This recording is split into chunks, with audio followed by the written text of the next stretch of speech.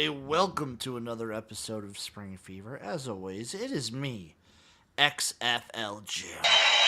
Ladies and gentlemen, this is the XFL. Of course, I'm always joined by the man, the myth, the legend. It is Erik, a.k.a. Uncle Rico. You want it? I'm going to give it to you right now. I feel like you would like Winston Moss. Yeah. I feel like you two would get along. Yeah, we kick it. Like if we were doing this show in 2020 when the 2020 XFL would have been going down, I would have loved to hear your takes on Winston Moss after game 1 firing his defensive coordinator and taking over. That's my type of guy. It's like, didn't like what the defense let up. Get out of here. I'm taking over. Respect. Dude, mad respect, dude. Mad fucking respect to that cat. I am still personally upset, whether it's up to him or not, that he hasn't gotten a job, that he's not working. He's just retired. You know what? Maybe he just wants to hang with the wife and kids. Maybe he does. Team, you know? So this is Spring Fever. Sorry for missing last week. I'm definitely not in the game because this episode, like every episode, is brought to you by the good folks over at Royal Retros. Make sure you guys go over to Royal Retros. They have it all. They have the best merch in the game, from the Seattle Sea Dragons to the Baltimore Colts. They have it all. Go to Royal Retros, and when you do and you buy the sick merch there, use promo code SPRINGFEVER, all one word, for 10% off at checkout. It's great. It's wonderful. It's comfortable. Love Royal Retros. Thank you for supporting the show. Give them some love. Give us some love, too. Go follow Erik at ETOP21Sports everywhere. Follow me at XFL Jim everywhere. Erik! We're here to break down last week of CFL action, give you the picks that you need for this week of CFL action, and, of course, give you a little DFS. But before all that, there was a little bit of a United Football League college draft. Now, I'm going to do like a whole big breakdown later, but I just want to go over, I will name some players for you, and I want your take on the players themselves and where they ended up. A lot of these are just going to be quarterbacks, just so you guys know. But this is going to be a surface-level analysis. The Renegades got John Rice Plumlee from UCF. That's a good pickup. I think that's a good one. I think that's a good get for him. They also, their like last pick was Drake Stoops, which I think is funny. Respect. The Stallions, guess what? They did get a quarterback. They got Sam Hartman. Is he gonna play though? Probably not. So there's like with this college draft for the UFL, they basically just if the guy doesn't like pan out in the NFL, that team has that guy's rights. Mm-hmm. So for some reason, Sam Hartman just doesn't work out in the NFL. Guess what? The Stallions can pick him up. Okay. I think that's a good get for them. I think it's a great get. Up next, the Defenders. They got two. They got Keaton Slovis from BYU, and they got Tanner Mordecai from Wisconsin. Not bad. I think Mordecai, like, don't let Mordecai's like time at Wisconsin sour you. He was good at SMU. Yeah, not bad. Not bad. I think that's fine. Not bad. The Roughnecks didn't even pick a quarterback. Didn't pick a quarterback for the Roughnecks. I wonder who they're trotting out there then. Erik, see, I'm going to put you in the chat. So for Mississippi State, they got a tight end. I think his name is Garoquarius. I want to see how you pronounce this name. I'm putting right there. What the fuck, man? No comment. That's fair. That's fair. For the Memphis Showboats. Now, Erik, it's a fair to mention that Case Cookus is probably like my favorite quarterback, right? Yes. If you had to replace Case Cookus with anybody in the college ranks, who do you think I would prefer?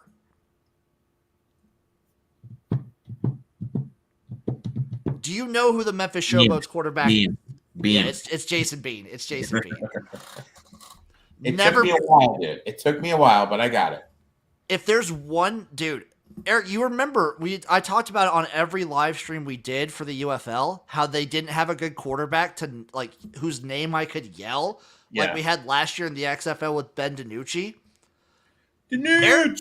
Eric was there in that bowl in the Arkansas Kansas bowl game. How many times did I yell Bean? Oh, way too many, dude. I'm ready. I am so ready. Way too many. I am so ready. Your Michigan Panthers with Rocky Lombardi, baby. I think Rocky Lombardi's the kind of player that would have a successful career in the UFL. He's gonna play for way too long. What's way too long? Like be a UFL lifer? Yeah. Like I give him 3 tries to like jump up into the NFL. After those attempts, he just stays in the UFL ranks. Yeah, because he just doesn't want to get a real job, just wants to chase the dream. And maybe by the time, like, maybe in year 4 for Rocky Lombardi, they're getting paid way better, too. Yeah. The Brahmas did not pick a quarterback. They did get Josh Cephas from UTSA, who I like him quite a bit as a receiver. Yeah. Oh, the Battlehawks got Siobhan Cordero from San Jose State. Like it. I like that move. I'll be doing a whole deep dive in the draft. The college draft is always a little iffy because you don't know. Some of these guys are like obviously trying out or like will probably work out on an NFL team. Like Miles Battle, cornerback from Utah, he's really good. Yeah. A lot of these guys will at least get practice squad spots in the NFL. But yeah, but they're just doing it to get their rights. Exactly. They're just doing it to get the rights. There's always a shot. It's a very exciting time. On to the CFL. And I know some people might be asking about the Arena Football League. The championship is a little something's up with that. I'm not well versed enough to give my opinion. I know Eric's not, so we're just going to stay away from that. I am not, buddy. I am not. So let's take a look back. Week 6 of the CFL was exciting. Eric called this one. I listened to him. The Toronto Argonauts defeat the Montreal Alouettes, winning 37-18. The main story of this game was Cody Fajardo going down. I am not going to lie. I did not watch one snap of this play. Cody Fajardo got hurt. Hopefully, like, it was weird. He was, like, he didn't get knocked down. Like, he got knocked down, got back up, and then kind of, like, limped over to the sideline a little bit, but he wasn't down. Mm-hmm. It was a little weird. Maybe it's like one of those soft tissue. Maybe. I hope for Alouette's sakes. Like, I still, maybe like a full game under his belt. Like, I think Caleb Evans is a good quarterback. I think if he's not thrust in this weird situation, he can still be good. The Argos, you continue. Like, I think on his best days, Cameron Dukes will be enough for you guys. This team is good. The Argos are good. So that just kind of proved it right here. Game number 2, Calgary 37, Winnipeg 41. Crazy game. Crazy ending. Kind of just expect that in the CFL at this point. Zach Collaros back for Winnipeg. The Bombers defense still bad. Yep. Still a bad defense. And Jake Maier's good for Calgary. This is a good effort. Winnipeg streams 2 in a row. I wonder if they can get a little streak going. I just don't trust them with the way their defense is playing right now. Also, like, dude, I'm sorry. I'm reading this AFL thing you said. This is fucking remarkable. It's crazy, right? Yeah. It's crazy. Yeah, I mean, if the Bombers can piece something together, but they still have a ton of injuries, it's kind of tough to say like exactly how much value you want to put into their little win streak they have going on. I also feel like when you're betting Calgary games, if you could find plus money on Tommy Stevens anytime touchdown, he's guaranteed like 1 a game. Yeah, of course. They're gonna put him up at the end zone like every time. Yep. Up next, it was the test of whether or not the Rough Riders' luck would still like carry them here. The Rough Riders fall to the BC Lions 20-35. I will say this though. The Saskatchewan defense made Vernon Adams earn it. Mm-hmm. They were getting after that man. And you know what, Eric? He fucking earned it. 26 for 42 for 451 yards. Yeah. But 2 picks. Again, they just kind of they're playing Shea Patterson. Yeah, and he fucking sucks. The kid put effort on there. Eric, do you have a watch tan line? Oh yeah, you do have a watch tan line. Oh, dude, it's sick, nasty, dude. It's disgusting, dude. It is That's real good. Disgusting. The sock tan line's even worse, dude. I think Vernon Adams and this BC Lions offense is just pure sex to watch. It's amazing. It's wonderful. Last game, the Elks did it again, Eric.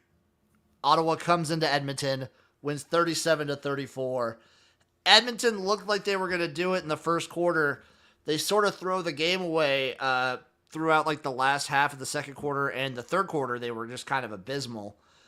And then they claw their way back, end of the fourth quarter. They get back, they tie the game. And what do? The game is tied. They squib kick the ball with there's like 14 seconds left. Squib kick the ball. It goes out of bounds. And then all Ottawa has to do is one play. They're in field goal range. 3 seconds left. That's a field goal win for Ottawa. 3 weeks in a row, the Edmonton Elks have lost because of a last-second field goal. And you know when dumb shit happens, you know what that results in? Is it the coach? Yep. They have parted ways with general manager and head coach Chris Jones. It was only a matter of time. You heard people in the crowd literally shouting, "Play Trey Ford." Yeah. I don't get why. I don't understand. Like, I like McLeod Bethel-Thompson. He's good. But you have nothing to lose, and the fans are behind him. Play the kid. Yep. Jarius Jackson, the offensive coordinator / QB coach, will be their new head coach. That's smart because the one good part about this team was the offense. Yeah. For like these last couple of years. I don't know. They just allergic to winning is what I've been saying. They literally find ways to lose. This game was in hand. I don't get it. They almost beat... Dude, this team, like... I don't understand. I really just don't understand the Edmonton Elks. Because what was it? Last week, they didn't play. The week before, last second field goal, they're tied. They lose to BC. Mm-hmm. The week before that, last second field goal, they're tied. They lose to Toronto. They're playing at the level of these top teams. And they're just inventing ways to lose. And they're just finding ways to lose. Montreal, guess what? Tied. Lose by a second field goal. Yeah, they're just not piecing it together. I mean, they're on the brick. I mean, if half those games go the other way, Jones is probably still employed. But they didn't. Obviously a change. I mean, Jesus Christ, need to be made. This guy has been brutal since he came back. Oh, he's been awful. Fucking brutal. Terrible run with Taylor Cornelius last year. The only quarterback they have that has a positive win percentage is Trey Ford. And they just haven't been playing him. Speaking of which, though, that leads us into week 7, Eric. Just real quick. 8-33. Yeah. I mean, 4-14, 4-14, 0-5. I mean, this just had to be done. Pretty bad. And guess what? They're your first ones to play. No Thursday game this week, Eric. We're doubling up on Friday. Friday, 6 p.m. Edmonton Elks head up to Ottawa for the rematch. The Red Blacks are 1.5-point home favorites. Over under of 53. Plus 110 on the money line. I think you know the bet. Yeah, give me the Elks here. I got them at plus 2.5. I'm going to take them first half money line, plus 120. Jesus. That's my bet. Jim, don't be a bitch. Nope. Don't be a bitch. Eric, I can't tell you how many times I've been burned on this team. Probably not as many as me, buddy. First half money line, plus 120. And I will also take. Oh God. The first quarter. I'll take first quarter as well. I'm trying to see if I want any player props or not. I do not. You know what? They got to get the guy more carry. Eugene Lewis over 4.5 receptions. Okay. Boom. Eugene Lewis over 4.5 receptions. Game number 2, Eric. Winnipeg Blue Bombers taking on the Saskatchewan Rough Riders. This is a great weekend, by the way, for like good rivalry games. The Bombers are 3.5-point road favorites in Saskatchewan, over under 49, plus 164 on the money line for the Riders. Led still by Shea Patterson. Nothing. I want nothing to do with this game. Give me over 49. And you know what? Give me the Rough Riders money line. Plus 164, plus 3.5. Give me the Riders. You're betting on Shea Patterson. I'm betting on this Riders defense. I'm betting on this Riders defense. I wish you good luck. I'm betting on this Riders defense. And also, Eric. Oh, God. 235.5 is bad. Give me Zach Coloros under. No. Give me Brady Oliveira under 73.5 rushing yards. Oh, sorry. Yeah, Brady Oliveira. Yeah, give me Brady Oliveira under 73.5 rushing yards. Okay. And the Rough Riders plus 3.5 and plus 164 money line. Saturday, Eric, July 20th, Toronto versus Hamilton. The Argonauts are 3-point road favorites, over under of 53.5, plus 154 on the money line for the Ticats. After a week off, can Hamilton right the ship? Yeah, I mean, this is a perfect situational spot. You fade Toronto coming off that big one.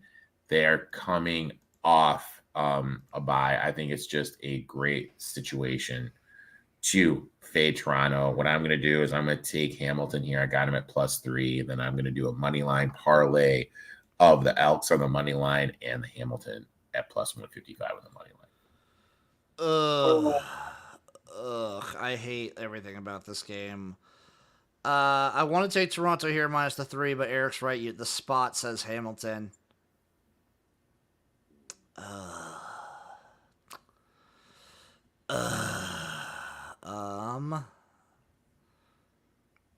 This is tough. Give me.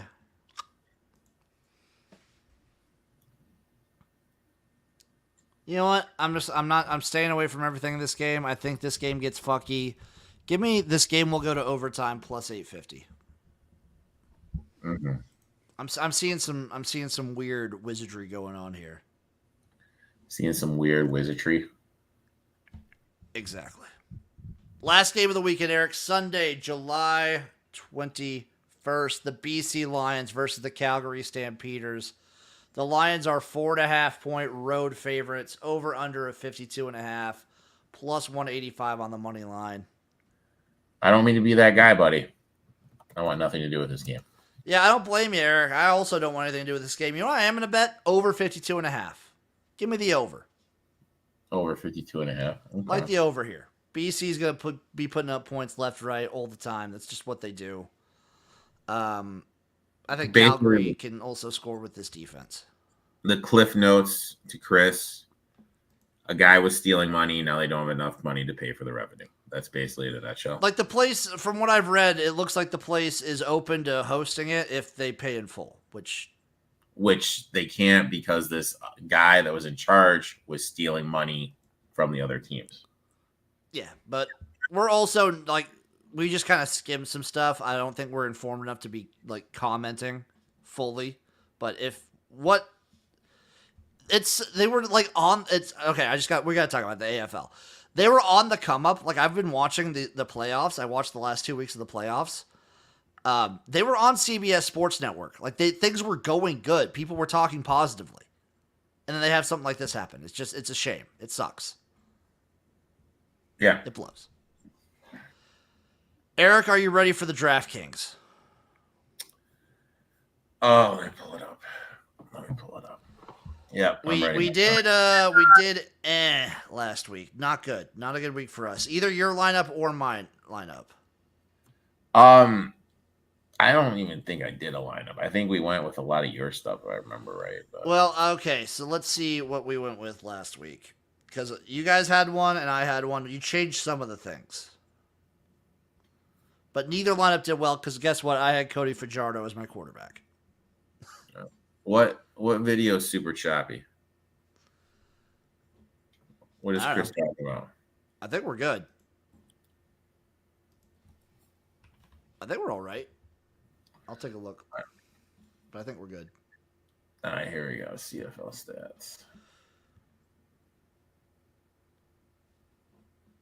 All right, who's oh my god, who's 87 for the Elks?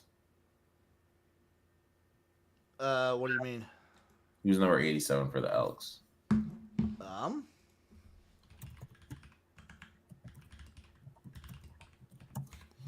Oh, is that Eugene Lewis? Yeah. All right, he's in. He's in? He's in. Why do you say that?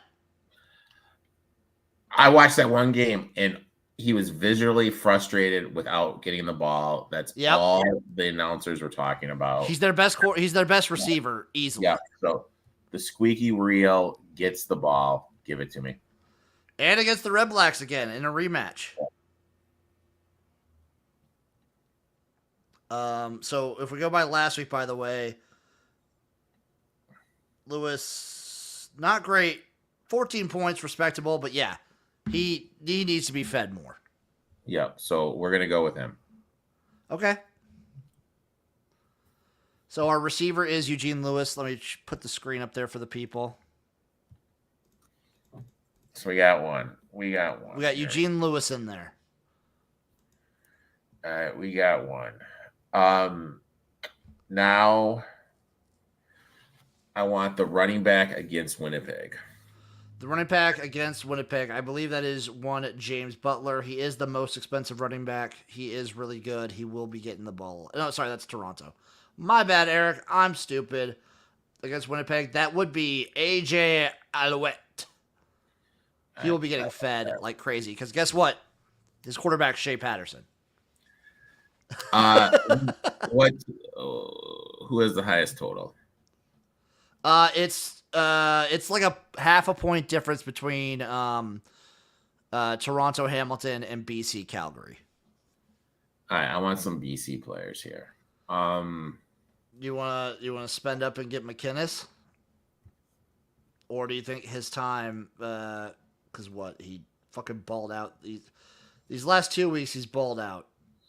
Yeah, I don't want him.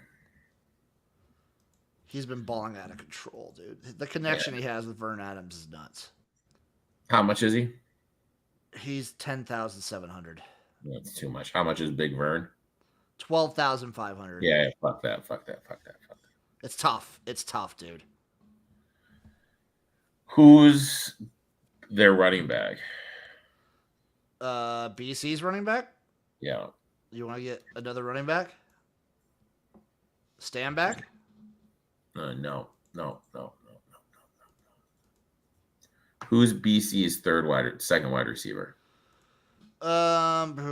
It's like between Hollins and McInnes, and they're both the two most expensive guys. All right, just remember, Eric. Remember last year when like the three most expensive receivers were all BC guys? Yeah, fuck it. Just put in Adams. Who do you want? Vernon, the quarterback. I just put Vernon Adams in. We'll get him in. All right. How much money we got per position? It says 5,400 roughly, 5,450. Right, go to defense. You want to just get the Ticats in there? Yeah, just put the Ticats in there. Okay, 6,200 now. We got a wide receiver and two flexes to do. All right. I want someone from the Ticats.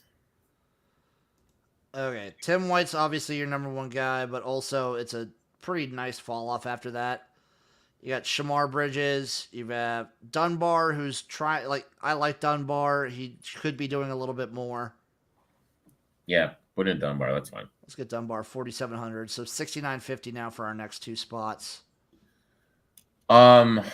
Jesus. We gotta have someone on the Do you want to have someone on the Red Blacks? yeah.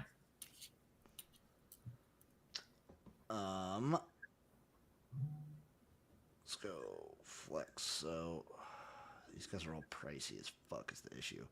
Pimpleton did go off last week. There's the potential worry of him falling off. No, Yeah. no, don't want him off. He's cheap as fuck, but yeah. Yeah, don't want that. Jalen Acklin, potential 6,000, not bad. Dominic Rhymes also started to come alive last week. He has the potential we saw last year with BC. He was really good. He just kind of hasn't broken out. He did really good last week, but also, Yeah. he has the potential. I like Rhymes' floor more than I like Pimpleton's floor. All right, let's go with that. Let's go with that. Last player, 7,800, Eric. We have a decent amount of money. Montreal's off Calgary. Blue Bombers running back. You want to double up on running back? It's Oliveira's questionable, but he'll probably get the play. All right, let's do it. He's hurt. He's too expensive though. Well, that fucking sucks.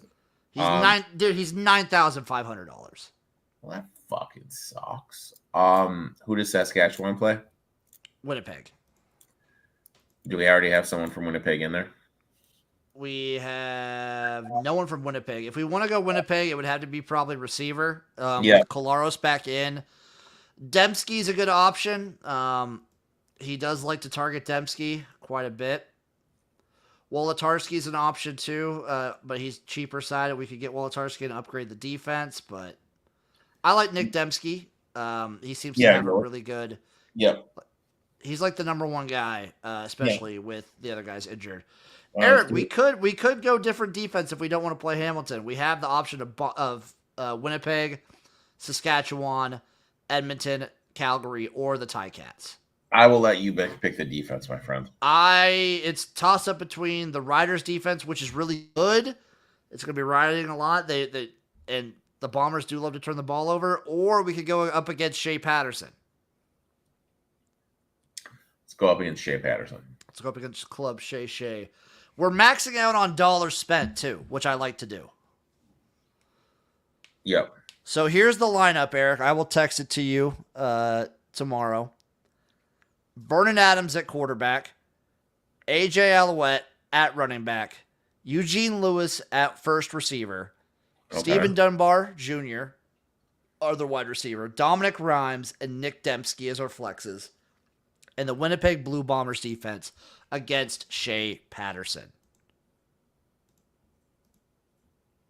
Good group. Good lineup there. I like this lineup. Last week I was kind of iffy. Last week was tough for DFS. Yeah, very tough week. Very tough week. But you know what? In hindsight, so let me just go through, Eric, last week's. The top quarterback, obviously Vernon Adams at 32 points. Okay. Our guy, 21. Not terrible. Not bad. Running back, AJ Alouette for the Saskatchewan. We probably both should have put him in because with Shea Patterson in, he did have 20 points. Okay. We did not have McInnes scoring 47 points as a wide receiver. No. If he did, also, definitely did not have Ontario Wilson, who I expect to not have that same kind of game for Winnipeg. Ontario Wilson. What a name. Yeah, Eric, he was $3,100. 21 receptions for 286 yards and a touchdown. That's pretty good, dude. I mean, we could go for him again if you think he's going to keep that production up. No. And then Pimpleton went on 29 points for Ottawa. Which is good. That's good. But, if you didn't have McInnes, basically, you weren't winning. Correct. For that, Eric, any other thoughts or takes on UFL draft, CFL week 7, or the AFL clusterfuck that's going on?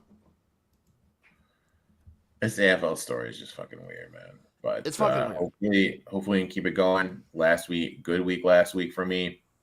I just want to keep it going. I just want to keep winning some bets, win some money, and keep on trucking. Damn right, baby. Thank you all for watching. Give Erik a follow at eTop21 Sports. Give me a follow at XFL Gym. Go to Royal Retros and use promo code SPRINGFEVER for 10% off. We appreciate it. Give this video and show a like. Give us a follow. It does help. We appreciate you guys. We love you guys. And we'll see you next time for some Spring Fever. Stay hot.